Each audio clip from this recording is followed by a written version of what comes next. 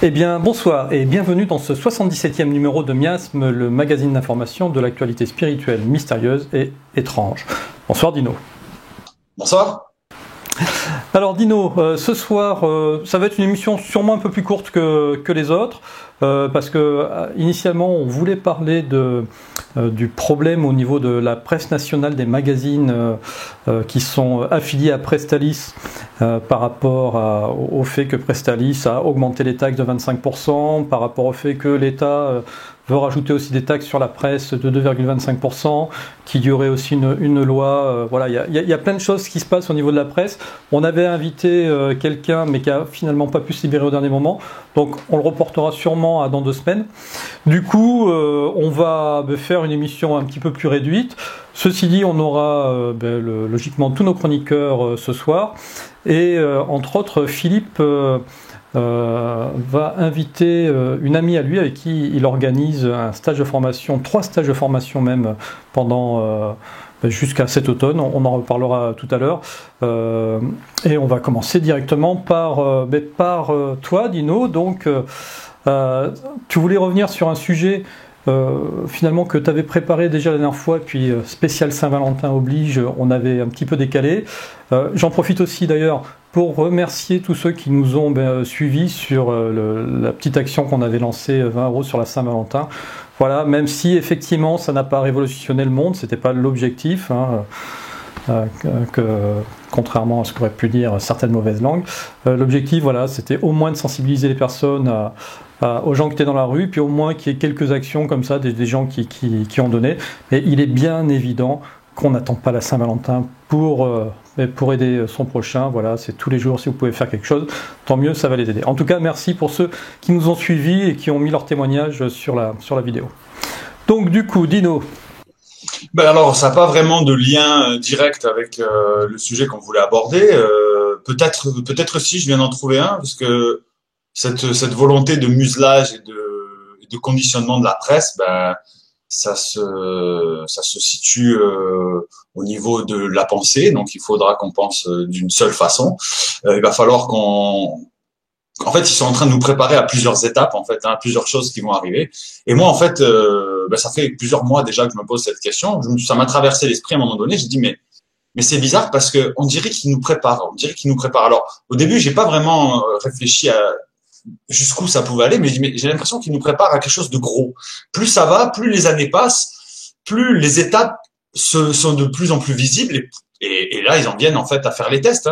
Avant de lancer un projet, on fait quelques prototypes, puis on les lance. Et alors, c'est peut-être des informations en vrac et des événements en vrac, mais qui, moi, dans ma tête, je fais un lien. Alors, le dernier en date, par exemple, c'est la crise en France pour les couches Pampers. Parce qu'ils ont fait une baisse drastique des prix des couches Pampers. C'était la ruée. Comme pour le Nutella, il y a eu des gens qui se sont battus dans les rayons, etc. La police qui a dû intervenir, etc. Moi, je fais un lien encore une fois avec les ouragans.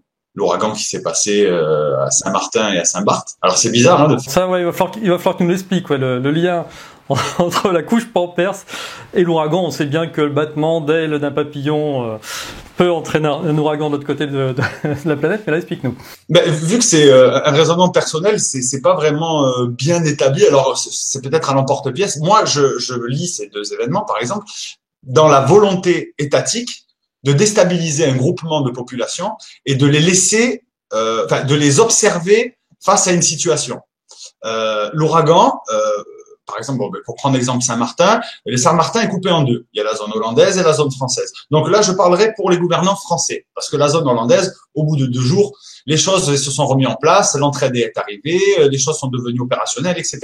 Moi, je parle de la France, c'est-à-dire ils ont des moyens conséquents, il y a de l'argent, il y a une infrastructure, il y a un réseau, mais on n'a pas été capable d'aller aider les gens directement. Ils sont même allés culottés quand même, ils sont même allés se présenter directement face à ces gens-là et leur dire oui, mais écoutez, on peut rien faire, c'est comme ça. Moi, je pense sincèrement que c'est une volonté étatique de laisser aller les choses pour observer le chaos ambiant à Saint-Martin. De la même manière que c'est s'amuser à changer des prix ou à changer certaines données pour observer la population agir. De la même manière, alors je vais encore associer avec d'autres événements qui ont peut-être encore une fois aucun rapport, c'est des fausses alertes qui se sont passées au mois de décembre et au mois de janvier. il y a eu des fausses alertes à la bombe au Japon et à Hawaï. Et de la manière dont ça s'est passé, ça ressemble encore une fois clairement à une volonté d'observer, d'analyser la population quant à ses réactions. Par exemple, à Hawaï, alors la petite excuse, c'est un changement de chiffre. Donc voilà, hein, comme René qui change sa caisse, et René, il a oublié que d'appuyer, au lieu d'appuyer sur Enter, il a appuyé sur Alerte à la bombe. Ça, c'est assez étrange. C'est très rigolo de voir que c'est la seule explication valable et qui sont capables de nous donner les yeux dans les yeux. Pour moi, c'est clairement une tentative d'observation, de regarder comment Hawaï et les gens d'Hawaï ont réagi. De même au Japon. Au Japon, ils ont envoyé ça sur les téléphones portables via NHK, je crois que c'est la presse une des grosses presses du Japon. Et c'est pareil. Au bout de plusieurs minutes, ils ont dit ah non pardon, c'est une erreur de manipulation, on n'a pas fait exprès. Je trouve que ça va très bien avec les événements actuels, puisqu'on voit dans la presse, c'est-à-dire Kim Jong-un avec Trump, etc. Enfin, on voit que les événements sont liés les uns aux autres en fait.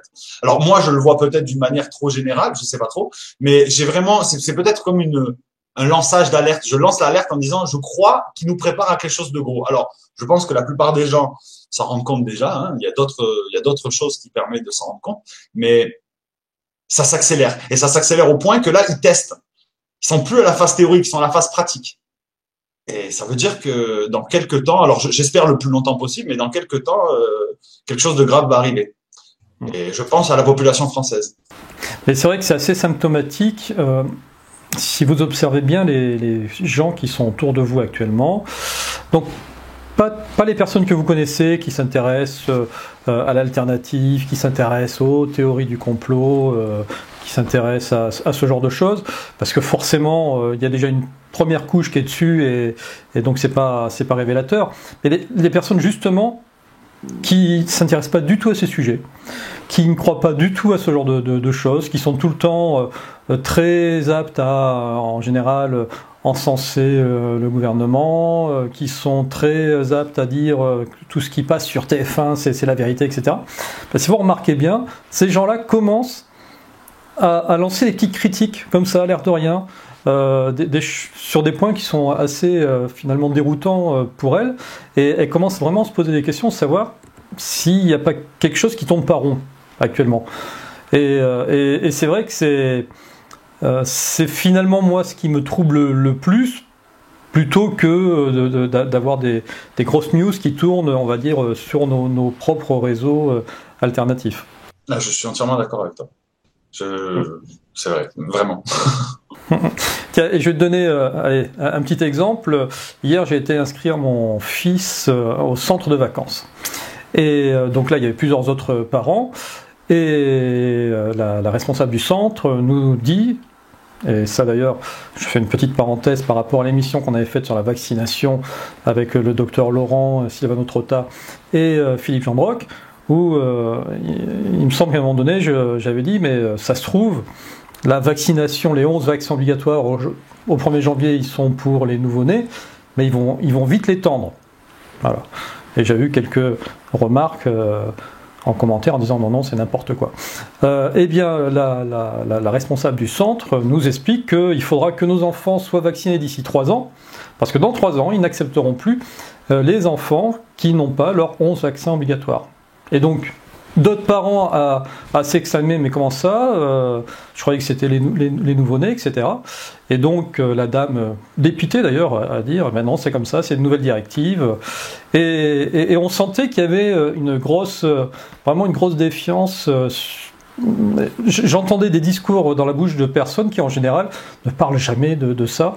Voilà, c'était assez troublant. Mais en fait, parce qu'il y a... Après, c'est encore que mon avis, mais parce qu'il y a deux types de réactions, mais la plupart, les plus courantes en fait.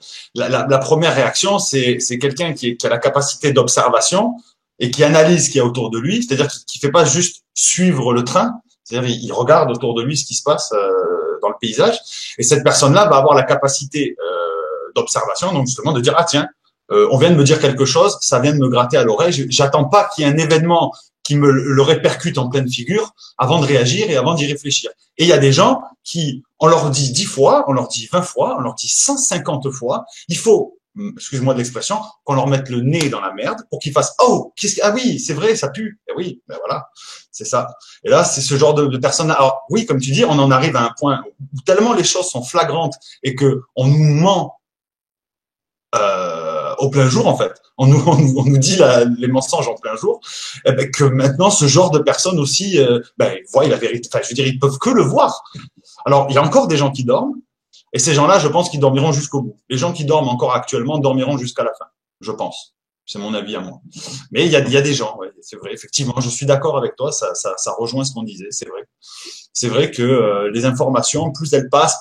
En plus, les gens oublient. C'est-à-dire que l'autre fois aussi, je sais plus, c'était sur quel sujet, tu me reparlais, tu vois, d'Israéliens qui avaient été attaqués, non, ou des prêtres qui avaient été attaqués dans les années 80 ou dans les années 70. Les moines de Tibérie en Algérie. Excuse-moi, voilà, c'est ça. Et ben, tu vois, ces événements-là, tous les 5 ans, tous les 3 ans, tous les 4 ans, ils reviennent. Ça fait 60 ans qu'on nous prépare à ça, qu'on nous prépare à ce totalitarisme, à cette dictature de la pensée médiatique, etc. Enfin, je veux dire. Puis alors, là, ça commence à dériver, mais tu peux associer ça aussi, cette volonté, cette nouvelle ordre en fait de vouloir enlever le naturel en fait, et l'ordre naturel n'existe plus, et l'eugénisme et le transhumanisme et la performance c'est la nouvelle religion en fait. Et tout ça en fait, toutes ces choses là sont mis à mettre dans le même sac. Alors peut-être que c'est une erreur de ma part, mais moi je mets tout ça dans le même sac pour cette volonté de changement de paradigme en fait, hein, de 3000 ans ou 4000 ans d'existence humaine dans la même direction, et là ça change aujourd'hui. Et ça fait peur parce que ça change pas pour le bien de l'humanité, ça change pas pour le spirituel, ça change pour le matériel, et j'ai l'impression que ça devient de plus en plus maléfique, en tout cas. Je sais pas dire autrement, mais c'est maléfique. Et puis on y va. Et puis ils nous montrent, ils nous testent, ils essayent, ils observent. Ça va venir, c'est sûr que ça va venir. Bon, bah écoutez, on va s'arrêter là sur ce sujet, en tout cas, sinon on va casser le moral de tout le monde. Oui, puis c'est ça, moi je suis pas quelqu'un de négatif dans la vie, je prime le positif et puis l'entraide, le bien-être et la compassion, mais c'est juste que je suis observateur et puis c'est dur d'avoir un avis que positif. Bon, voilà, en tout cas, voilà, soyons vigilants. Je tenais aussi à annoncer, pour ceux qui ne l'auraient pas vu, la sortie d'une vidéo sur la chaîne de Silvano Trotta concernant la Terre plate, hein, parce qu'en ce moment ça fait beaucoup aussi de remue-ménage, ces histoires de Terre plate, la petite interview qu'on a faite avec Rock, et le fait qu'il est titré donc le dernier top secret sur la Terre plate, le débat explosif. C'est vrai que ça fait là aussi couler beaucoup d'encre. Donc Rock n'est pas platiste, hein, pour ceux qui ne l'auraient pas encore compris. Il ne fait que lancer des idées sur le sujet. Et par contre, Silvano Trotta, lui, a repris tous les points avancés par les platistes, et puis voilà, les a gentiment démontés dans sa vidéo. Et je pense qu'à un moment donné, c'est vrai qu'il faut remettre peut-être les choses, j'allais dire, à plat. Excusez-moi de ce mauvais jeu de mots. Parce qu'il y a beaucoup d'amalgames, et je pense que... comme beaucoup, cette théorie de la Terre plate a été lancée comme un os à ronger pour pouvoir détourner vraiment les chercheurs de vérité des sujets vraiment essentiels, et leur permettre de faire une sorte d'amalgame entre... Eh bien, si vous croyez en théorie de la Terre plate, c'est que vous êtes un méga complotiste, et donc les vaccins c'est du complot, le 11 septembre c'est du complot, etc., etc. Voilà. Donc, à un moment donné, effectivement, il faut peut-être s'affirmer par rapport à ça.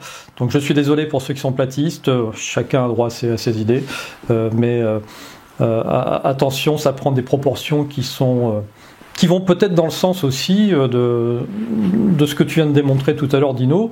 Est-ce que ça n'a pas été une autre expérience sociologique qui a été lancée comme ça, pour cibler là particulièrement le milieu alternatif, pour voir ce que ça donne? Je suis d'accord avec toi, mais pour mettre un petit bémol à ce que tu dis, c'est peut-être la même chose avec ce que nous on estime peut-être plus sérieux. Attention, hein. Je veux dire, la Terre plate, bon, moi, personnellement, je n'y adhère pas ou j'ai du mal à m'y reconnaître, mais je peux concevoir, et puis les arguments, même s'ils sont démontables, sont tout autant intéressants et tout autant... enfin, ils méritent d'être observés et regardés. Je veux dire, attention, parce que peut-être ce que moi je pense aujourd'hui, ou ce que toi tu penses aujourd'hui, c'est peut-être dans la même démarche, c'est peut-être quelque chose qui a été fait dans le but de nous dérouter. Et c'est pour ça qu'il faut pas mettre tout dans le même panier, mais il faut pas non plus tout rejeter ou rejeter parce que ça semble peu sérieux ou parce que ça semble. Moi, je rejette jamais rien. Bah, tu sais, moi, pareil. Moi, je suis sur le principe de probabilité, c'est-à-dire que la probabilité 100% n'existe pas, la probabilité 0% n'existe pas. La Terre plate, je la mets à 0,001% d'être effectivement la vérité, mais ça se trouve dans 2 siècles, dans un millénaire, on aura des éléments qui nous prouveront le contraire et ça deviendra la vérité. C'est toujours un problème de recul, de temporalité, de beaucoup de choses. L'histoire en est remplie. Voilà. Donc, ne jamais rien rejeter, le prendre comme des potentialités, aussi minimes soient-elles. Voilà. Ça reste intéressant en tout cas d'y réfléchir et de débattre, et je pense que c'est ce qu'a voulu faire Roch à travers son dernier magazine. Bon, bah, écoute Dino, ce que je te propose, c'est que on passe immédiatement à notre invité, c'est Philippe Manzaneda qui a invité ce soir Séverine Panier, avec qui il organise 3 sessions de formation, la régénération par les plantes. Donc c'est un entretien qu'on a déjà enregistré parce que comme on l'avait annoncé la dernière fois, Philippe, il a un problème de coude, je crois. C'est ça. Donc allez, on les retrouve de suite. Eh bien, bonjour Philippe, bonjour Séverine, comment allez-vous? Bonjour Antoine. Oui, bonjour Antoine. Alors, aujourd'hui, Philippe, si tu as invité Séverine, c'est parce que vous avez un projet commun sur ce début d'année, qui est une formation en 3 parties, dont le thème s'appelle la régénération par les plantes. Mais alors, avant de parler de cette formation, je vais demander à Séverine de se présenter. Toi, Séverine, tu es naturopathe, c'est ça? Ah oui, alors je suis enseignante en naturopathie holistique et vitaliste depuis 15 ans. Je forme des professionnels qui vont ensuite, par la suite, accompagner des personnes qui souhaitent régénérer leur terrain uniquement de manière entièrement naturelle et de manière non symptomatique. Donc, j'expliquerai un peu plus tard peut-être ce que la naturopathie holistique et vitaliste. Voilà, et ça fait 15 ans que j'expérimente, que je forme et que je pratique. Et à l'époque, en tout cas, quand j'étais sur les bancs de l'école, moi, j'ai eu une belle expérience. C'est qu'en quelques mois, je traînais des migraines et des règles extrêmement douloureuses depuis des années. J'avais essayé l'allopathie, l'homéopathie, plein de choses. Et en quelques mois, avec la naturopathie holistique, j'avais plus rien du tout. C'était magique. Voilà, c'était une révélation pour moi et c'est évident que ça ferait partie intégrante de ma vie, quoi. Enfin, après, c'est la vie, hein. Ça sort, c'est plus un enseignement juste avec des outils. C'est en fait, on apprend à connaître la vie, à la respecter, à la mettre en place, à mettre ce respect au quotidien dans sa vie. Voilà. D'accord. Mais par contre, c'est la différence entre la naturopathie que je pratique et ce qu'on va appeler la naturothérapie, que beaucoup malheureusement appellent aussi la naturopathie. C'est pas juste prendre quelques plantes ou aller prendre des cailloux, les mettre sous l'oreiller ou sur le ventre, ça n'a rien à voir. C'est une hygiène de vie quotidienne, complète, où on prend en considération le terrain et on va régénérer en profondeur les liquides, le foie, les intestins, les reins. Donc c'est un travail de fond, mais qui paye. En fait, on s'en fiche au final des symptômes. On fait un vrai travail de fond et on se rend compte que les symptômes disparaissent. C'est le thermomètre. Ça nous montre où on est dans le nettoyage général. Et au fur et à mesure que le nettoyage se fait, le symptôme disparaît et on sait que on a fait un vrai travail de fond, quoi. Voilà, à la fin, quand c'est plus là du tout, c'est super, c'est super. C'est la magie de la vie, quoi. Ok. Alors, et comment est-ce que vous êtes rencontrés tous les deux finalement? Alors, moi, je fais le marché à Espéraza, donc dans l'Aude. C'est à Rennes-les-Bains. Et c'est à Rennes-les-Bains? Ouais. D'accord. Et donc, oui, il y a un petit village aussi qui s'appelle Rennes-les-Bains. C'est à côté de Rennes-le-Château, c'est très connu. Et donc, elle m'a rencontré en tant que cliente. Et puis, petit à petit, on s'est liés d'amitié. Elle a voulu savoir comment je travaillais, etc. Donc, elle est venue voir mon atelier Et surtout, on s'est rendu compte qu'on avait un grand ami en commun. Oui. aussi, très rapidement. Arnaud et Stéphanie voilà. Tisserand, qui sont le CSBS, Centre des sciences biologiques de la santé, donc qui font de l'eau de mer. D'accord. Et puis, alors j'ai vu sur quelques vidéos que vous faisiez déjà des conférences en binôme. On a fait une conférence en binôme cet été, oui. Ouais, justement sur la régénération du terrain par les plantes. Donc, c'est une conférence qu'on peut retrouver sur YouTube facilement. Voilà. Oui. On donne déjà beaucoup d'infos et ça dure presque 2 heures. C'est ça. Alors, si on en vient à votre formation, donc cette formation, en quoi est-ce qu'elle consiste? Alors en fait, on a 3 thèmes différents où les gens peuvent venir de manière indépendante les unes des autres ou venir pour les 3 sessions. En tout cas, le fil conducteur, c'est de faire de la santé holistique, c'est-à-dire qu'à travers les plantes, on va accéder sur la régénération du terrain physique, mais on va aussi aborder le terrain émotionnel sur la 2e session. On a une session un peu spéciale. Alors, on a calé, en fait, par rapport au terrain, il y a plusieurs choses importantes. La première étape fondamentale, quoi qu'on fasse, ça s'appelle de la détoxination. Donc, la première session, ce sera de la détoxination. On aborde toujours sur les 3 sessions les lois physiologiques de la vie parce qu'il faut comprendre comment elle fonctionne dans le corps pour pouvoir la respecter, sinon on fait n'importe quoi. Donc il y a une base de connaissances, il y a beaucoup de pratiques et de comprendre à quel point elle est intelligente et elle est codée cette vie. Et en fait, c'est juste à travers nos habitudes de vie où on la laisse se déployer, où on va pas arrêter de l'embêter et de l'empêcher de faire son boulot de régénération. Donc la première session détox, à travers l'utilisation des plantes. Voilà, Philippe donnera des détails. Sur la 2e session, on va aborder les émotions avec les plantes et on va aborder la sphère du cœur, puisque une cellule, pour bien fonctionner en termes de physiologique, il faut surtout qu'elle soit bien nourrie au niveau physique. Donc un sang fluide, un sang nutritif. Donc on travaille sur la sphère du cœur, la sphère cardiaque avec les plantes, mais aussi sur la sphère émotionnelle, puisque le cœur, ce sont aussi les émotions. Et une 3e session, le terrain organique. Donc on a de la nutrition cellulaire, donc on a fait de la détoxination, de la reminéralisation, donc sur une 3e session. Et alors il y a 2 systèmes qui sont très très importants en naturopathie, qui sont des systèmes de support de vie, qui sont le système nerveux, le système hormonal. Donc en fait le chi des Chinois, le prana des hindous, voilà toute la vie qui circule autour de nous. Notre corps la capte et elle est codée, cette vie intelligente, et elle va envoyer les messages dans notre corps pour dire au corps comment fonctionner. Et en fait, les messagers qui vont envoyer cette vie et la décoder, ce sont le système hormonal et ce sont le système nerveux. Donc, ce sont 2 systèmes en plus qui sont pas mal mis à mal dans notre société actuellement. Et ça nous montre que ça devient un peu chaud quand même, parce que c'est vraiment les systèmes support de vie. Et c'est important de savoir les chouchouter et les régénérer. Donc, on a mis ça en 3e session avec tout ce qui est de l'ordre de la reminéralisation du terrain, puisqu'il y a beaucoup de problèmes d'acidité. On fait beaucoup le lien entre les maladies, l'acidification du terrain, etc. Donc, ça donne quand même déjà quelque chose d'assez complet avec les 3 sessions. Voilà. Alors, les dates pour participer à ces formations, vous les avez étalées, parce que effectivement, du coup, ça permet à chacun de s'organiser. La personne qui voudrait suivre les 3 formations. Première session, c'est en avril. Les dates exactes? Alors, en fait, je vais laisser parler Philippe, parce que oui, les dates, c'est par rapport justement aux plantes. Hein. C'est Philippe, on a calé par rapport à Philippe, puisque beaucoup de pratiques, on va chercher les plantes, on va les reconnaître. Mais là, je te laisse, Philippe, pourquoi les dates sont aussi étalées.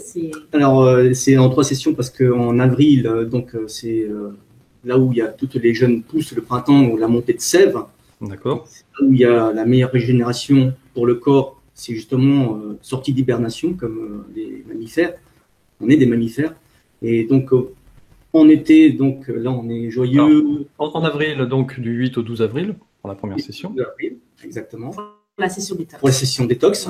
Donc, en été, donc c'est là où on remet du baume au cœur, les émotions, etc. Donc, il faut toutes les plantes sont là justement à cette époque-là. Et en automne, c'est exactement pareil. Donc, les plantes sont faites spécifiquement justement pour une redescente, donc pour l'hibernation. Donc du 24 au 28 juin pour le baume au cœur et du 23 au 27 septembre pour la système hormonal et système nerveux et la minéralisation du terrain. Alors ce qui est intéressant, voilà, c'est ça, c'est de suivre le cycle des plantes. Donc et ça rejoint beaucoup les chroniques que tu fais à chaque émission avec nous. Alors d'ailleurs, la question qu'on se pose, c'est est-ce que tu vas montrer ces fameuses techniques pour pouvoir préparer les plantes, les cueillir par soi-même, etc. Alors, c'est vraiment très complet. Il y a reconnaissance, cueillette des plantes essentielles et accessibles à tous. Il y a aussi les préparations des tisanes, les préparations des teintures mères, des macérations. Alors, la différence entre les fleurs de bac et justement les teintures mères et même les huiles essentielles, il y a vraiment une reconnaissance des plantes et comestibles et aussi pratiques en cuisine qu'on peut manger sur place. Tout sera vraiment complet dans les 3 modules. Et on va vivre cette régénération. Alors, on va pas seulement pratiquer et avoir des connaissances. On va le vivre pendant 5 jours. On va vivre de manière optimale sur tous les plans. L'alimentation et de santé. On est dans un lieu hyper régénérant. On est quand même dans une région magnifique. Voilà. Donc ici, dans l'Aude, la haute vallée de l'Aude, c'est là où c'est très connu pour ses sites cathares. C'est hauts lieux énergétiques comme Rennes-le-Château, Bugarache, le château de Caribut, et etc. Il y a vraiment beaucoup de choses à voir ici. On est très privilégié au niveau de la nature. Le biotope ici est vraiment très riche parce qu'il y a le soleil, c'est très verdoyant et donc il y a beaucoup de plantes à la portée. Et de bonne qualité. Et de bonne qualité, oui. Et reculer des lieux pollués. On peut cueillir des plantes où il n'y a pas d'humains. C'est ça qui est très intéressant. D'accord. Et donc ça, on va dire, c'est la partie pratique, technique de Philippe. Et ta partie à toi, Séverine, ça va se caractériser comment ? Alors, moi, je vais accompagner Philippe régulièrement pour toujours recadrer aussi ce contexte général de régénération de l'organisme. Et puis, à chaque session, il y a une journée entière consacrée à la physiologie de la vie pour bien comprendre cette mécanique de vie intelligente qui agit d'une certaine manière. Donc, par exemple, pour donner un exemple très concret et très simple, l'inconscient collectif appelle maladie, dès qu'il y a des symptômes, on parle de maladie, alors que la vie, en fait, au départ, dans un premier temps, elle ne fait que se défendre face à un encrassement dû à une mauvaise alimentation, à plein de divers facteurs. Et en fait, dans les premiers symptômes, en fait, la majorité du temps, c'est que de l'évacuation. C'est le corps qui se défend. Et en fait, à travers la formation qu'on va donner, on va apprendre aux gens à accompagner cette évacuation plutôt que de vouloir le couper avec du symptomatique, parce que le corps, il est dans son effort à se régénérer. Donc ça, de le comprendre, c'est énorme parce que c'est comme si le corps ouvre les portes pour évacuer les toxines qui l'empêchent de fonctionner et que nous, quand on ne sait pas ça, on cherche toujours à fermer la porte. Donc finalement, qu'est-ce qu'on fait ? On ramène les toxines à l'intérieur et au fur et à mesure, les toxines vont s'accumuler. Et on va aller vers ce qu'on appelle les vraies maladies après. Donc faire la différence entre les fausses maladies qui sont juste de la régénération du corps et ensuite les vraies maladies. Et du coup, on pourra utiliser ça de manière d'autant plus juste par rapport à cette vie. Donc aussi, les gens pourront repartir avec des produits qu'ils auront fabriqués eux-mêmes. Parce que je vais vraiment leur apprendre à devenir autonome. C'est vraiment ça le plus important. C'est rendre l'autonomie à chacun. Sur une base de connaissances. Sur une base de connaissances. D'accord. Donc, alors, comme vous le disiez, le lieu où vous allez faire cette formation est assez sympathique. Sur le plan pratico-pratique, vous proposez un hébergement. Alors, on va même parler de vos tarifs, parce que moi, je les trouve très raisonnables.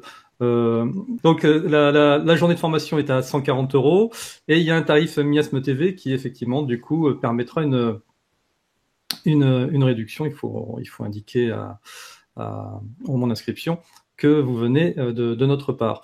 Et l'hébergement, donc, soit vous proposez un hébergement donc sur place à 40 € la chambre individuelle ou 20 €, ça doit être en dortoir collectif, c'est ça ? Oui, alors le lieu, pour les tarifs, c'est un lieu vraiment exceptionnel. Il ne faut pas hésiter à aller voir sur le site les photos.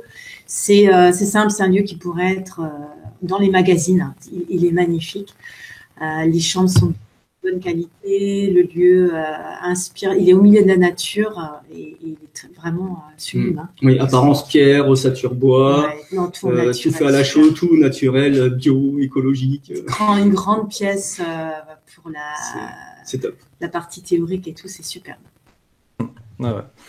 Non, mais c'est vrai que c'est important de faire ça, et puis il faut que ça soit aussi en harmonie avec ce que vous enseignez pendant la formation. Il y a même une piscine pour les temps. Il y a même une piscine, ouais.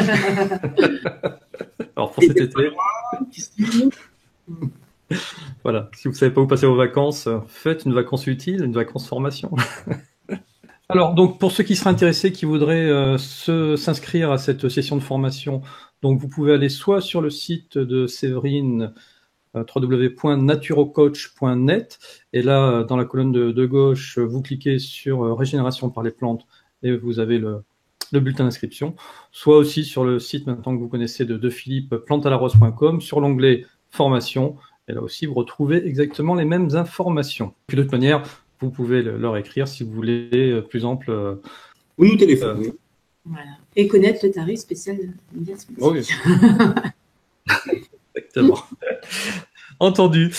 Tu as une autre actualité peut-être, Séverine? Je sais que tu fais régulièrement des conférences aux Quatre Coins de France. Alors, ça m'arrive de faire des conférences, effectivement, et surtout j'anime des séminaires en fait pour des gens qui ont envie de se prendre en main. Je fais des formations professionnelles où j'associe la naturopathie et le yoga pour les professeurs de yoga et les naturopathes ou les élèves en naturopathie qui ont envie d'accéder à un concept général de régénération du système hormonal et du système nerveux à travers le yoga et la naturopathie. Et aussi, j'organise des jeunes et ressourcements dans l'Aude. Et je fais intervenir Philippe justement aussi sur un des ateliers, ce qui nous a permis de travailler déjà plusieurs fois ensemble. Et les gens sont à chaque fois hyper enchantés. Alors vraiment. Et c'est pareil, là, les jeunes auront lieu maintenant dans ce lieu magnifique où on fait la formation sur les plantes. Et par contre, c'est un contexte très particulier parce qu'on ne reste pas que sur le physique. On a amené beaucoup de la méditation, du yoga. Il y a un espace aussi, on va dire, le jeûne, c'est un espace d'auto-guérison physique, mais on rentre vraiment en conscience aussi dans un espace d'auto-guérison psychologique. Voilà.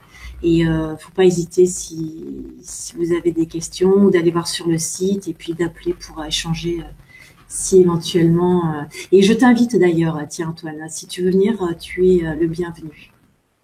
Mais tu sais que si je venir expérimenter le jeûne avec grand plaisir. Je sais pas pourquoi tu me demandes d'expérimenter le jeûne. Ça me fait penser à Aurore. C'est un des outils le plus rapide de régénération du physique. C'est plus rapide, tu peux pas. Alors ça va pas entièrement à 100% des personnes. C'est pour ça qu'on peut aussi proposer à certaines personnes plutôt une diète que du jeûne, mais ça va quand même à énormément de gens et c'est extraordinaire comment. Avec une énorme simplicité, juste en sachant respecter un cadre important pour que ça se passe bien. C'est un outil magnifique. Le jeûne, c'est coûte rien sur la base, une fois qu'on sait le faire, après l'accompagnement. Le but, c'est aussi de savoir se prendre en main chez soi et de pouvoir mettre des choses en place chez soi pour les gens qui sont motivés après. Hein. C'est top. Le jeûne, il faut savoir que c'est le meilleur outil pour que tu aies une régénération cellulaire dans toute sa splendeur. Ça régénère tout en fait. Le corps, il est vraiment fait. C'est une superbe machine parce que il est vraiment fait pour se régénérer tout seul. On a ça quoi. C'est magique en fait. Entendu les amis. Bon, en tout cas, merci d'être venus pour parler de cette formation et puis pour pouvoir échanger avec nous. Écoute Séverine, tu es la bienvenue ici. Hein, tu reviens quand tu veux parler de naturopathie. Et tu viens quand tu veux aux jeunes.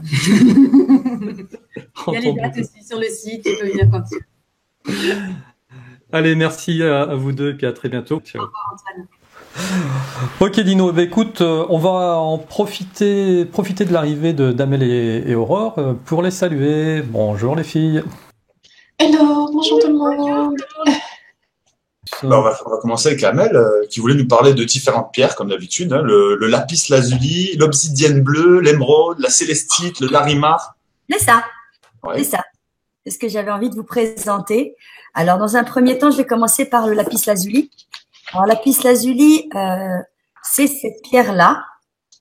Je ne sais pas si vous la voyez bien. Ouais. Elle est bleue avec des petites paillettes dorées.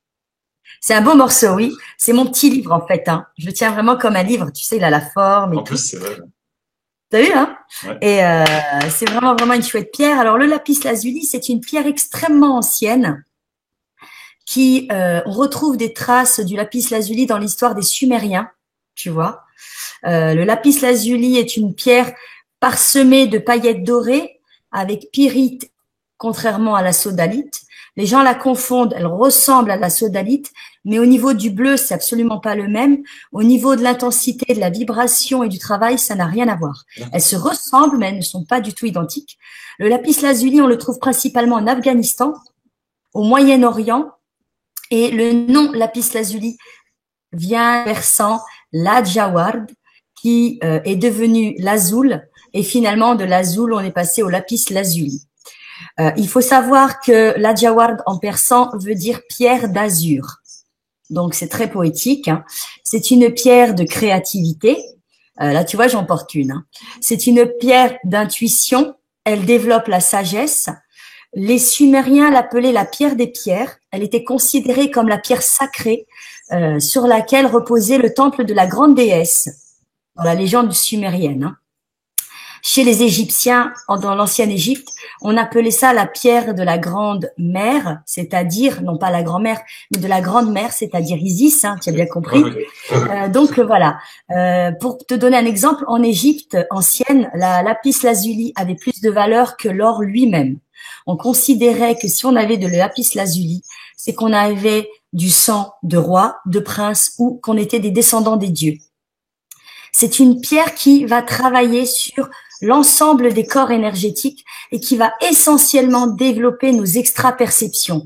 C'est pour ça que les artistes l'aiment beaucoup aussi et sont attirés par cette pierre, tu vois, qui ressemble à un ciel étoilé le soir, parce que justement, elle va nous aider à nous reconnecter à ce qu'on est au-delà de notre corps physique finalement, tu vois. Et donc à accéder à plus de créativité, à développer notre art, etc.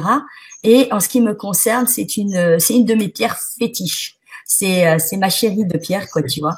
Parce que peut-être que c'est parce que c'est mon sang égyptien, j'en sais rien. Mais en attendant, je suis vraiment amoureuse de cette pierre.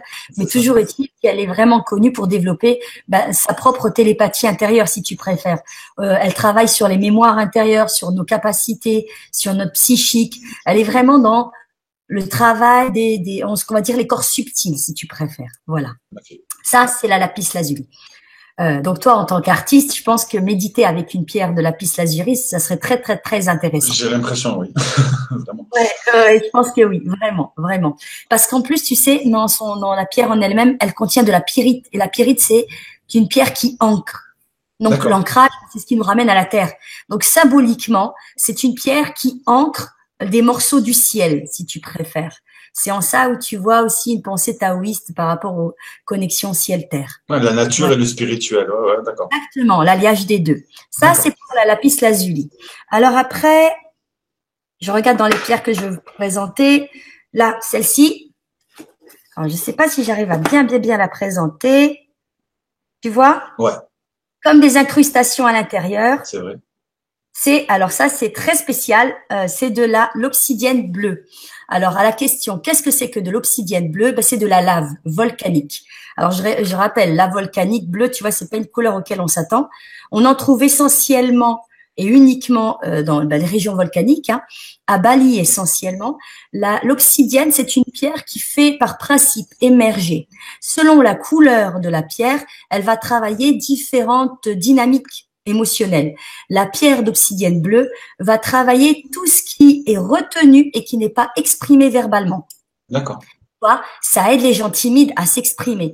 Elle va donner aussi un côté, alors je ne sais pas si on la voit, tu vois, elle est coupée très tranchante, hein, tu vois, et c'est une pierre qui va donner un verbe juste et acéré.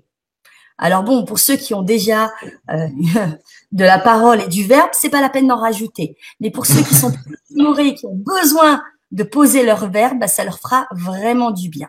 Ça s'appelle de l'obsidienne bleue. Pas de questions dessus? Ok. Non, ça me faisait penser à la turquoise aussi. Il y a une obsidienne turquoise, me semble que c'est les Aztèques qui utilisaient ça? Mais c'est pas l'obsidienne turquoise qu'elle s'appelle, c'est de la Ouais, turquoise bleue. mais ouais, c'est du bleu, le bleu Voilà. de la pierre que tu as montré. Ouais, d'accord, c'est bon. Voilà. La turquoise bleue, c'est la pierre. Mais là, je l'ai pas là tout de suite les rangée. La turquoise, c'est une autre pierre. Donc la turquoise, elle va travailler sur la communication de cœur. Je l'avais déjà présenté dans notre émission. La turquoise, c'est la communication verbe-cœur. Oui, mais c'est pas grave, Dino. Je sais même pas si tu y étais, mais elle a déjà été présentée. Mais je te la remontrerai la prochaine fois. Voilà. Ça, et alors celle-ci, elle est dans les tons bleu ciel, très très très très pâle. C'est le larimar. Larimar. Tu vois, le larimar. Alors, le larimar, particularité, partout sur cette planète, on n'en trouve qu'à un seul endroit, en République dominicaine. Son autre nom, c'est pectolite bleu. C'est une pierre très douce, très calmante, qui est rattachée, parce que bon, en République dominicaine, à une certaine époque, ils étaient extrêmement catholiques, tu vois. Donc, ils l'ont appelé larimar parce que larimar, larme, et mar, mère, la mère dans tous les termes, tu vois, les larmes de la maman. C'est une pierre de douceur, une pierre qui calme. C'est une pierre qui convient très très très bien aux enfants. Et pour les migraineux aussi, parce qu'elle apaise les migraines. Alors comment on fait? Ben on garde une larimar à la main, tu vois, et on se laisse et on respire profondément. Et elle apaise vraiment les migraines. Je l'ai expérimenté. Hein. Tu peux en parler en toute connaissance de cause. D'accord. Alors, la pierre, ce qui est sympathique, la pierre tu vas me dire que je suis très artiste ce soir, mais c'est parce que c'est comme ça que ça s'est présenté. C'est une pierre qui est grise. Tu vois, ça, c'est un gemme brut. Tu vois, là, c'est le brut. J'ai mis les photos à Antoine. C'est spécial, hein. Et c'est de la célestine. J'aime bien, hein. C'est de la célestite qu'on appelle aussi de la célestine. C'est une pierre, on l'appelle la pierre de l'artiste. C'est la pierre de la créativité. Elle calme les émotions. Elle dissipe les inquiétudes. Elle aide à la méditation. Et elle renforce les champs auriques. Pourquoi on parle de renforcement? Parce que quand les gens sont stressés, c'est un peu comme si, tu vois, dans leur corps énergétique, ça vibrait. Et ça permet en fait de calmer, de se poser et de se structurer.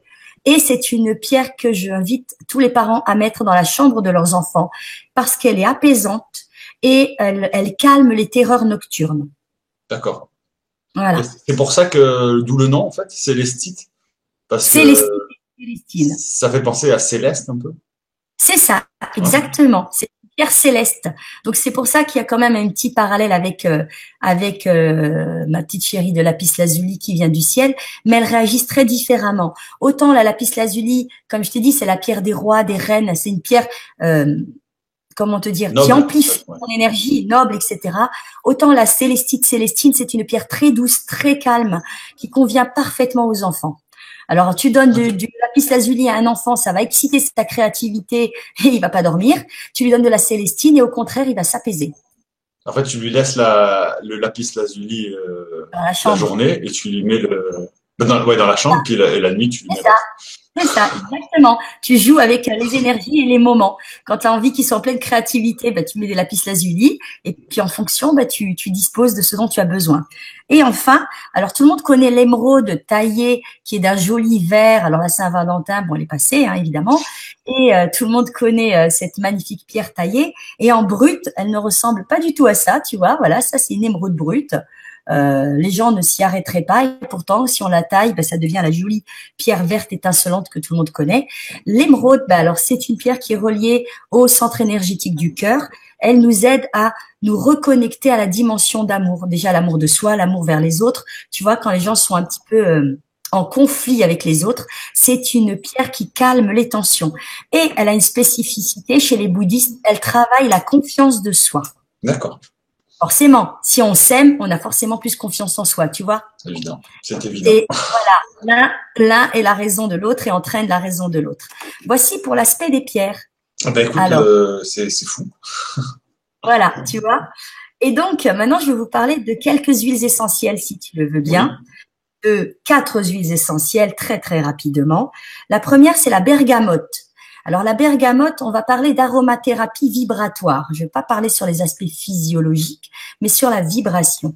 La bergamote, elle va stimuler la thyroïde afin d'équilibrer le thermostat du corps, ça c'est vrai, mais appliquée sur le chakra du cœur, alors c'est facile, c'est au milieu, tu vois, au point du cœur, hein. Appliquer une goutte sur le chakra du cœur et sur le plexus solaire. Alors, pour ceux qui ne savent pas, plexus solaire, c'est le point de l'estomac. Elle permet d'aligner les énergies du corps. Ça, c'est quand on est un peu trop dispersé, tu sais, qu'on est un peu perdu, qu'on est stressé, qu'on sait pas trop où est-ce qu'on va. On a besoin de se centrer. Concentré, ouais. D'accord. Exactement. Huile essentielle de centrage au niveau vibratoire. Maintenant, deuxième huile essentielle, le laurier noble. Le laurier noble a la capacité d'augmenter les capacités de perception extrasensorielle. Et en même temps, ouais, t'as vu, c'est chouette en vibratoire. Hein. Et comment est-ce qu'on ferait, ça je vais t'expliquer après, ça nous aide à dissoudre aussi toutes les résistances que nous pouvons avoir au changement quand on sait qu'il est juste, d'accord. D'accord. Ouais. Et qu'on sent qu'il y a des changements dans notre corps mental et dans notre corps émotionnel. Alors, comment est-ce qu'on fait pour travailler avec? On l'applique pas sur soi, parce que le laurier noble, c'est une huile essentielle dermocaustique, donc on peut avoir des réactions physiques, genre petits boutons ou plaques rouges. Ce qu'on fait, c'est qu'on le travaille en vibration, en olfacto. On le sent, en fait, d'accord. Voilà. J'inspire 3 fois narine gauche, 3 fois narine droite, inversement. Parce que tu l'appelles laurier, du coup, j'imagine qu'il fait partie de la famille des lauriers, en fait. Oui, c'est le Laurus nobilis, tu vois. Parce qu'il me semble que c'est un poison, cette plante, au départ. Enfin, je veux dire, pour ingurgiter, je veux dire. C'est pour ça que. Non, faut pas l'ingurgiter. C'est pour ça qu'il parle d'olfactothérapie, hein. T'as bien vu. Là, tu vois, je l'ai à la main. C'est juste à ressentir, hein. Tu le respires 3 fois et tu le sens tout de suite, hein, que ça travaille dans l'émotionnel. Il y a tout de suite une réaction au niveau de. Mais alors, ma question, c'est est-ce que ça a un effet, qui pourrait ressembler, physiologiquement à une drogue, entre guillemets, ou pas du tout. Parce que tu dis ça développe de l'extrasensoriel, tu sais, un peu comme tu pourrais faire un voyage initiatique, entre guillemets, avec. Non, c'est pas des plantes. Je sais même pas si on a le droit de les citer, tu vois. Donc je sais. Non, rien à voir avec ça. Moi, je te dis ça, c'est l'expérience, elle est simple. Là, tu vois, j'en ai du laurier noble. Quand tu l'inspires profondément, tu sens qu'il y a comme quelque chose qui s'ouvre au niveau de ce qu'on appelle le 3e œil, l'ajna. D'accord, d'accord. Voilà. Donc, c'est une sensation d'ouverture. En même temps que ici, il y a une sensation d'ouverture quand on est vraiment, à l'écoute de soi. Et ben là, tu vois, dans mon estomac, je sens, là, il y a une petite résistance à quelque chose. Tiens, c'est intéressant, je vais aller travailler dessus. Donc, c'est ça qui est chouette avec le laurier noble. C'est un baromètre de où est-ce que j'en suis dans mes champs émotionnels, et est-ce qu'il y a quelque chose qui résiste, etc. Mais quand la résistance n'est pas, tu vois, c'est pas de la vigilance, c'est de la résistance. C'est-à-dire, je résiste à quelque chose de positif pour moi. Ouais, c'est viscéral, quoi. Enfin, quasiment, quoi. Ouais. Exactement, tu vois.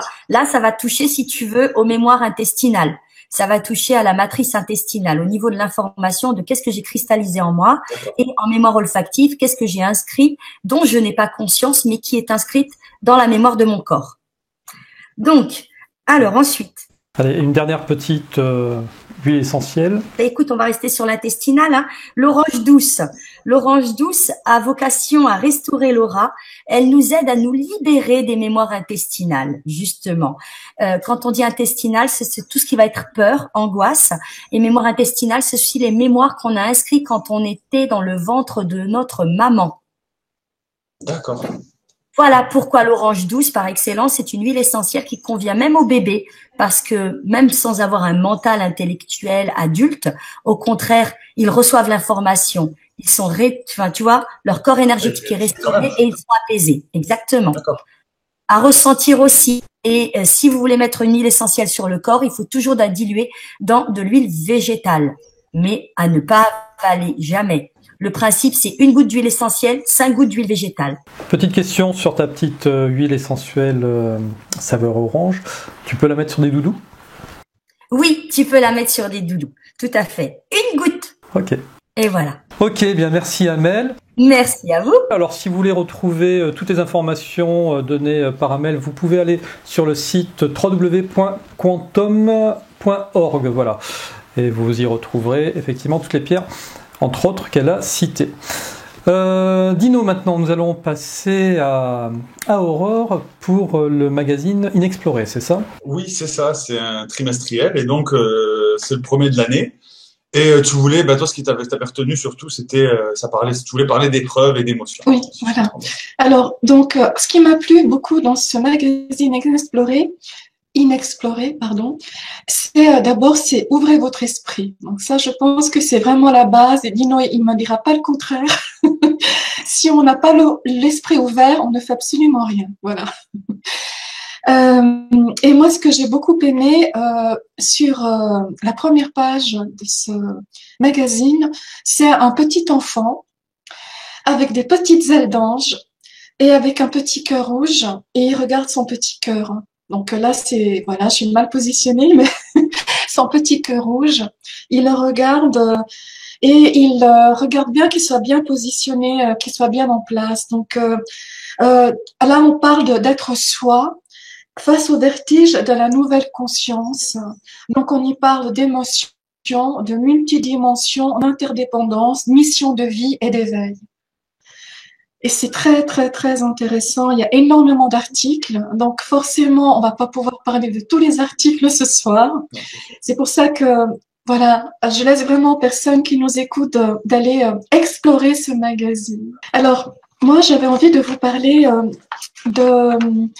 des épreuves. Voilà. Alors, je le dis vraiment avec mon cœur parce que les épreuves, c'est ce qu'on a envie de fuir. Mais plus on a envie de les fuir, plus elles nous rattrapent, ces épreuves. Et ces épreuves, ce qui est positif par rapport aux épreuves, c'est qu'elles nous construisent en même temps. C'est qu'elles permettent d'aller à la rencontre de notre part de nous, qui est notre être véritable, ce soi, dont on parle aussi beaucoup, le soi. Et là, il y a une très jolie phrase qui dit, voilà, une fois ce chemin vers soi frayé, il s'agit de garder le contact. Donc, nous sommes tous amenés à traverser des souffrances et des expériences douloureuses au cours de nos vies. Qui n'a pas vécu ça, voire une fois, deux fois, trois fois, voire très souvent, et passer la réaction de refus, et si nous transformions cela en chemin d'évolution, l'occasion de se redécouvrir. Parce que oui, la bonne nouvelle, c'est qu'avec les épreuves, on peut aussi arriver à faire ce cheminement en soi et arriver finalement à comprendre qui on est véritablement. Aller vers cet être profond véritable qui va ensuite pouvoir émerger de nous et pouvoir nous accompagner. Et sincèrement, c'est un article vraiment très bien fait, avec beaucoup de choses vraiment très profondes qui nous permettent vraiment de mieux comprendre pourquoi les épreuves peuvent nous construire et nous permettre vraiment d'être plus en conscience avec cette part de nous qui a besoin aussi d'être en conscience. Donc voilà, et de s'écouter, de prendre vraiment la peine de s'écouter. Il y a de magnifiques ouvrages qui sont conseillés, comme celui de Laurent Gounel, et tu trouveras le trésor qui dort en toi, Jacques Salomé, Le courage d'être soi, ou alors celui de Christiane Singer, Où cours-tu, ne sais-tu pas que le ciel est en toi? Donc, c'est trois magnifiques livres que je vous conseille très vivement, avec vraiment des auteurs magnifiques. Et puis, j'ai aussi envie de vous parler des émotions.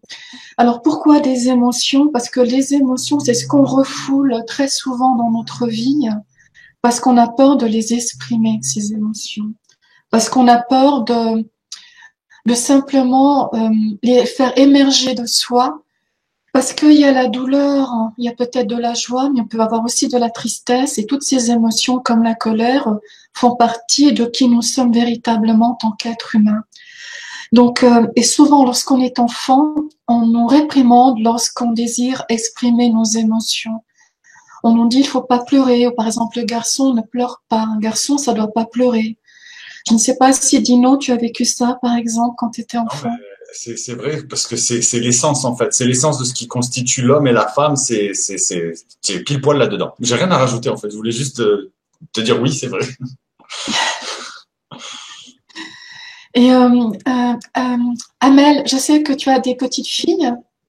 Et est-ce que toi, lorsqu'elles ont envie d'exprimer leurs émotions, comme tout d'un coup elles se mettent en colère, est-ce que c'est quelque chose que tu les laisses vraiment s'exprimer, ou alors tu essaies de leur empêcher d'être dans l'émotion? Quand elles sont dans leurs émotions, alors je leur demande de respirer, de se calmer. Donc elles se posent, elles savent en fait, tu sais, à force de leur faire répéter un geste, elles connaissent le signal. Alors quand je leur dis on fait la grenouille, elles savent ce que ça veut dire. Ça veut dire qu'on prend la position de la grenouille, on fait un mudra avec les doigts, on s'assoit et on respire tout calmement pour calmer la colère qui est en soi.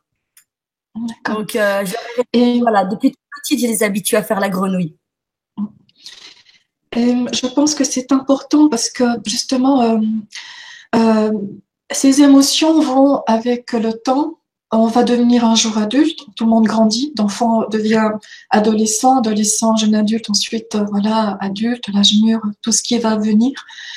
Et souvent, on va être amené entre 1 année et 7 ans, on vit vraiment des choses très importantes dans le cycle de notre vie, puisque là, il y a énormément de choses qui vont déjà être la base pour notre vie future. Et souvent, ce qui va se passer, c'est qu'on va être amené à revivre des situations parce qu'on n'a pas pu, peut-être pour diverses raisons, finalement, être réellement cet enfant qui avait besoin d'exprimer ses émotions et de pouvoir vivre cela jusqu'au bout, jusqu'au fond. Tout à fait d'accord. Nous sommes, en fait, nous sommes le résultat, l'accumulation d'émotions. Donc, ni exprimé ou exprimé. Donc, c'est ça ce qui constitue l'être. Oui. C'est très profond. Oui, c'est très profond. Et c'est pour ça aussi que, à un moment donné, ce qui n'a pas été résolu, ce qui n'a pas pu être exprimé, ce qui n'a pas pu être libéré, la vie va faire en sorte systématiquement de nous permettre de pouvoir vivre certaines situations pour pouvoir exprimer ça. Et tant qu'on n'a pas pu le faire, ces situations elles reviennent en boucle. Donc ça va être peut-être des personnes différentes, mais qui vont nous faire revivre les mêmes choses, des lieux différents, mais avec exactement les mêmes schémas. Donc tout va se répéter, ça va être en boucle.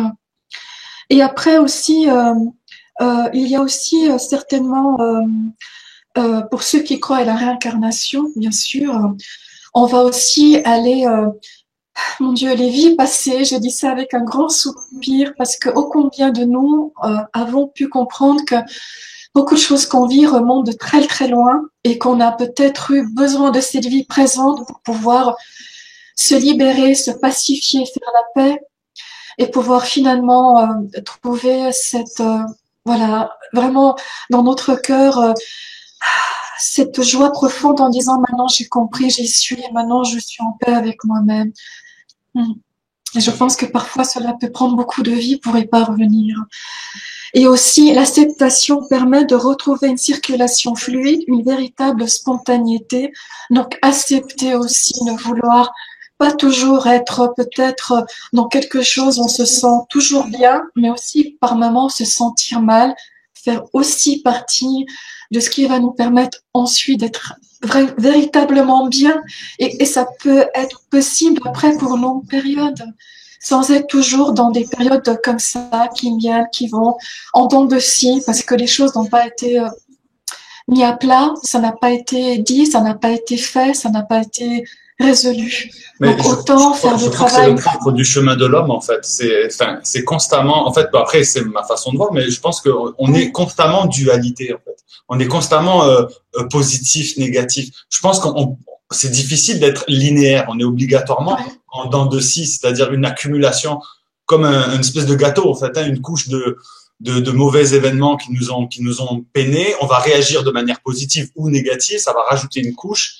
Finalement, de décortiquer tout ça, c'est pas évident non plus, en fait. C'est un travail très, très, très dur parce que c'est profond. Comme tu dis, ça vient de très loin. Ça peut même venir de vie antérieure. Tout ça, c'est très profond. Alors voilà. Donc en tout cas, je conseille vivement vraiment de prendre le temps de lire ce dossier vraiment très important. Qui est vraiment, alors j'oublie le titre parce que tout à l'heure, en fait c'est un dossier qui est dans le magazine, qui est Être Soi, avec beaucoup d'articles différents dans le sommaire. Et par rapport à ce dont je viens de parler maintenant, il y a aussi des livres qui sont conseillés, par exemple Un homme debout de Frank Lopvet, Au cœur des émotions de l'enfant d'Isabelle Filiosa et Le processus de la présence de Michael Brown. Voilà. Je sais pas si tu voulais rajouter quelque chose, Dino. Ben, écoute, à part te dire que c'est ça, que ton sujet colle très bien avec le sujet d'Amel en fait, et puis Puis c'est toujours comme ça en fait. Vous formez avec Philippe, vous formez toujours la bonne équipe parce que même si chaque sujet n'a pas forcément un lien direct, il y a toujours cette volonté de pas de soigner, mais c'est ça de s'apaiser et de s'écouter, de se comprendre. Et vous formez une super équipe. J'aime beaucoup. Et puis, tu clôtures très bien. C'est très gentil, merci. Ok, bon, en tout cas, merci Aurore. Juste rappeler que Inexploré, c'est le magazine qui est proposé par l'INRES, voilà. Et je sais qu'ils font une formule abonnement à leur magazine, plus l'accès à leurs vidéos hebdomadaires. C'est vrai qu'il y a très longtemps qu'on n'a plus parlé des vidéos de l'INRES, mais je crois qu'ils continuent à en produire chaque semaine. Et je rappelle aussi que Aurore a un site www.aurorepignon.com, voilà, pour ceux qui voudraient suivre un petit peu son activité. Donc Dino, eh bien, il ne nous reste plus qu'à retrouver notre vénusienne de service que l'on a enregistrée. Eh bien, bonsoir Lily. Salut Antoine, bonsoir à tous. Alors ce soir, Lily, dans ta chronique de sagesse de vénusienne, tu souhaitais nous parler de la considération et de la considération à l'autre. Alors oui, précisément, je voudrais dire en fait qu'il faut se reconnaître soi pour considérer les autres. Alors, mes chers amis terriens, il n'est pas rare d'observer dans vos sociétés modernes toutes sortes d'individus qui manquent de considération pour les autres. Et cela n'est pas surprenant puisque vos systèmes valorisent l'invective, la moquerie, le jugement.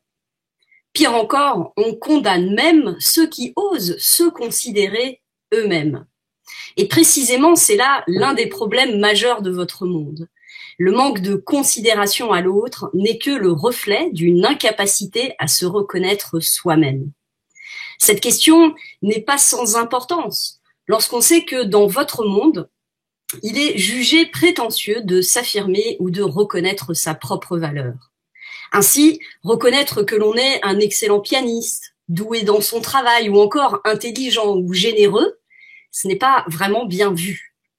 Et c'est d'ailleurs toujours le même effet qui se produit.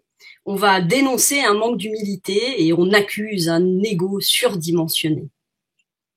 Pourtant, il paraît évident que le concertiste de premier rang maîtrise son art et que le prix Nobel de mathématiques est intelligent. C'est évident et tout le monde veut bien l'admettre, mais à condition que l'intéressé lui-même s'en défende et qu'il se drape dans une fausse humilité de circonstance. Mais alors, est-on prétentieux lorsqu'on admet une évidence ? Est-ce prétentieux pour un champion d'escrime que de prétendre savoir manier le sabre ? Ne peut-on pas se dire doué pour quelque chose, sans pour autant se croire supérieur aux autres ? Lorsqu'on comprend que chacun a ses propres richesses et que le monde a besoin de tous, il ne peut plus y avoir de rivalité, de complexe ou de sentiment de supériorité. Humain, je vous le dis, ce dont souffre votre monde, c'est de méconnaissance, de cette incapacité à percevoir en vous ce qui vous rend beau et noble de cœur. Car comment agir dignement lorsqu'on ne se sent pas digne ? Et comment accueillir la noblesse de l'autre lorsqu'on s'en croit totalement dépourvu soi-même ? Il est temps que chacun se reconnaisse, car sans ça, chacun continuera à chercher la lumière dans le regard des autres. Et chacun continuera à transformer ces autres en miroirs, en images, en objets à posséder, à consommer, à dominer, à contrôler. Embrasser son potentiel, c'est se mettre en capacité d'accueillir celui des autres, mais aussi c'est accéder à l'empathie. Comprendre qu'il y a de nombreuses personnes qui n'ont pas eu la chance de développer leur talent, simplement parce qu'on ne leur a jamais appris, ou pire, qu'on ne les a jamais estimés à leur juste valeur. En fait, la plupart d'entre nous n'a pas la moindre idée de son véritable potentiel. Et d'une manière générale, les humains se mésestiment par habitude, de la même manière qu'ils méprisent leur propre espèce. Or, n'est-ce pas se condamner soi-même à la médiocrité que de considérer l'espèce humaine comme médiocre ? Vous admettez aisément qu'il ne faut pas se moquer de ceux qui endurent la misère, et il serait mal vu dans votre société que de ridiculiser les moins fortunés ou les personnes à la rue. Pourtant, nombre d'entre vous trouvent tout à fait normal de se moquer de ceux qui sont moins intelligents ou moins instruits que la moyenne. Ils stigmatisent les comportements déviants ou traînent dans le ridicule ceux qui font preuve de naïveté. En fait, vous oubliez de considérer que la misère peut aussi bien être financière que sociale, intellectuelle ou affective. Ce que vous affichez publiquement et qui, à vos yeux, manque de courage, d'élégance ou de bon sens, ont-ils eu la chance de se reconnaître eux-mêmes? Ont-ils été initiés par d'autres? Ont-ils appris à se découvrir? Ont-ils reçu l'amour, la confiance, l'estime nécessaire pour commencer à croire en eux? Lorsqu'on est enfant, on a souvent tendance à croire que tout le monde est comme nous, que si on est gentil et courageux, l'autre est nécessairement gentil et courageux. Évidemment, on se rend vite compte de notre erreur, car en vérité, ce qui paraît simple et évident pour l'un peut sembler très compliqué pour l'autre. Et en fait, chacun fait ce qu'il peut avec ce qu'il a. Et pourtant, souvent, plutôt que de comprendre les lacunes de l'autre, on le juge, on le condamne. Alors, mes chers amis terriens, entendez ceci. Ce que vous trouvez simple et évident, mais qui ne semble pas l'être pour les autres, c'est précisément ce qui fait votre talent. Simplement, vous n'avez pas reconnu en vous-même ces capacités à être qui font votre unicité. Et ça, c'est dommage, car notre rôle à tous ici, c'est de transmettre ces talents aux autres, de les initier, de les inspirer plutôt que de les blâmer ou de les condamner.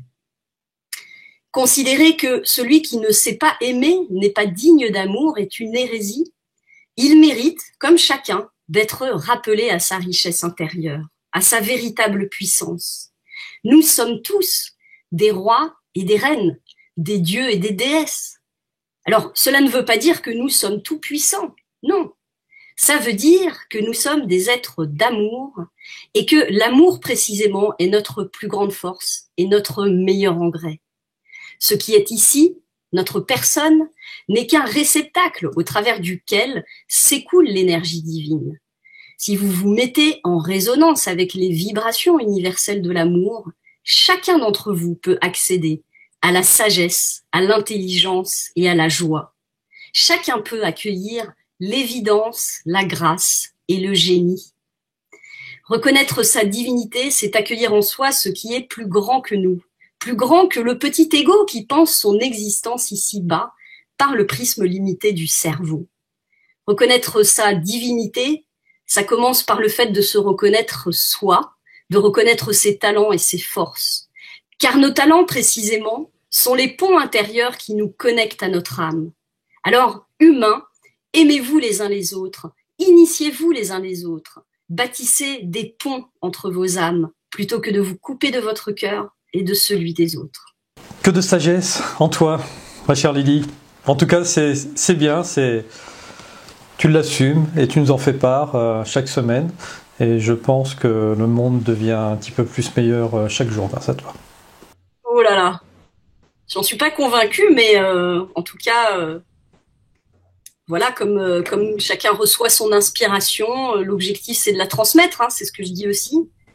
Et voilà, j'essaie de faire mon petit travail de colibri, tu vois. Mais c'est vrai que je trouve ça dommage, ça revient un peu à la question du jugement, la question de la considération, et on observe, voilà, que les gens ont du mal à se comprendre, en fait, les uns les autres. Ils se condamnent souvent, ils vont juger les postures des autres, leurs réactions, leurs propos. On le voit tous les jours sur les réseaux sociaux.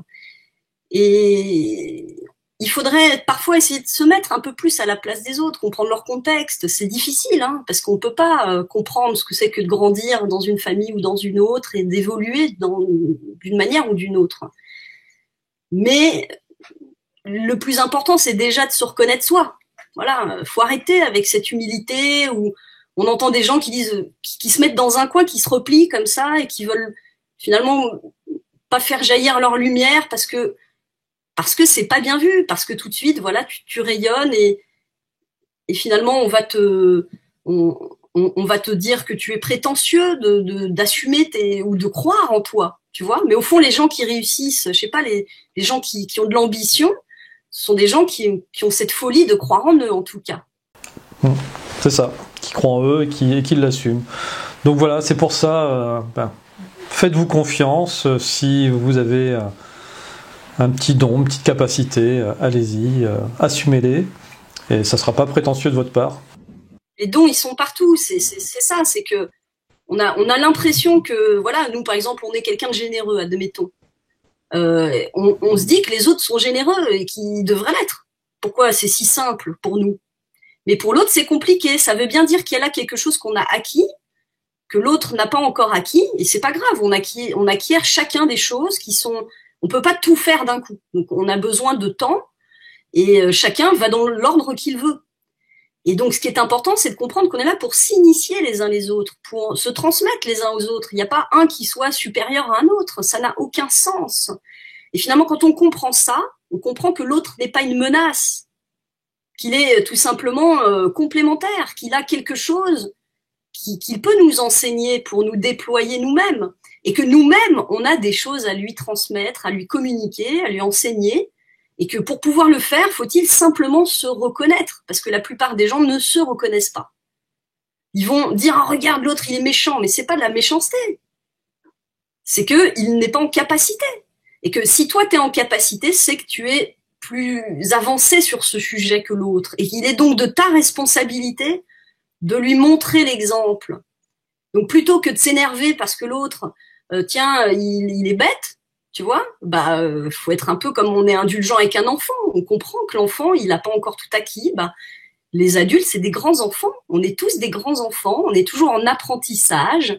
Nous sommes des apprentis sages tout le temps. Et donc, il faut, pour pouvoir accepter que l'autre est une lumière et qu'elle rayonne et qu'on puisse l'accueillir sans se sentir menacé, il faut comprendre qu'on a tous notre propre lumière et qu'il faut accueillir cette lumière en soi et qu'il faut oser la révéler au monde sans avoir peur du jugement.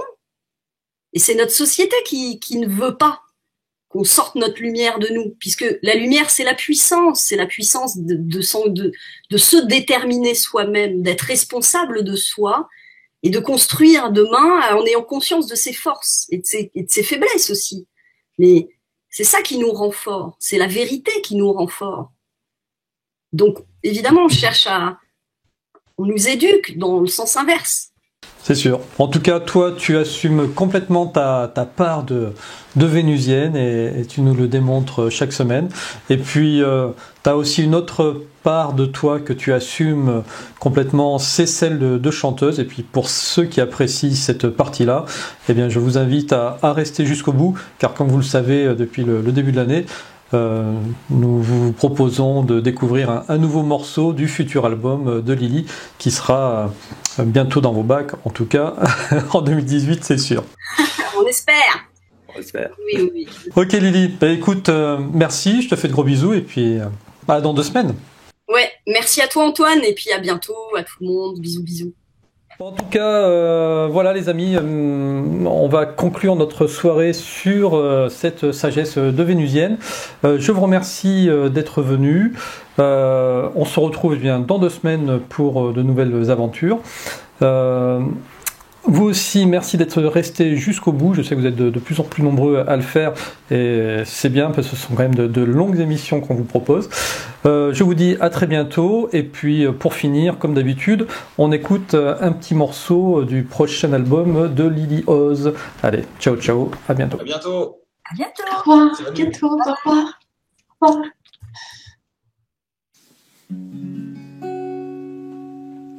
Avant que les anges ne gagnent, nous devrons marcher encore. Avant que les anges ne gagnent, nous devrons aimer plus fort. Et demain, mon amour, nous verrons au petit jour surgir enfin. Dans l'hiver, les fleurs de lumière surgira enfin. Le printemps de la terre surgira enfin. Dans l'hiver, les fleurs de lumière surgira enfin. Le printemps de la terre. Avant que l'orage ne gronde, nous devrons rêver encore. Avant que l'orage ne gronde, éveiller l'âme qui s'endort. Et demain, mon amour, nous verrons un nouveau jour surgir enfin. Au milieu de la nuit des temps, surgir enfin. Depuis l'aube de demain, surgir enfin. Au milieu de la nuit des temps, surgir enfin. Depuis l'aube de demain. Avant que les anges ne gagnent, nous devrons y croire encore. Avant que les anges ne gagnent, nous devrons lutter plus fort. Et demain, mon amour, nous verrons pour toujours régner sans fin. L'amour, la joie, loin du chagrin, régner sans fin. La lumière de demain, régner sans fin. L'amour, la joie, loin du chagrin, régner sans fin. La lumière de demain, régner sans fin. L'amour, la joie, loin du chagrin, régner sans fin. La lumière de demain, régner sans fin.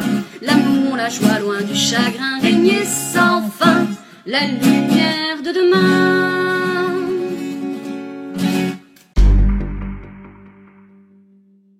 C'est un magazine qui sort tous les 3 mois, dont c'est trimestriel, et donc janvier, février, mars 2018. Trimensuel. Non, comment on dit? Trimensuel. Trimestriel. Trimestriel. Trimenstruel. N'importe quoi. N'importe quoi. Ok, pardon.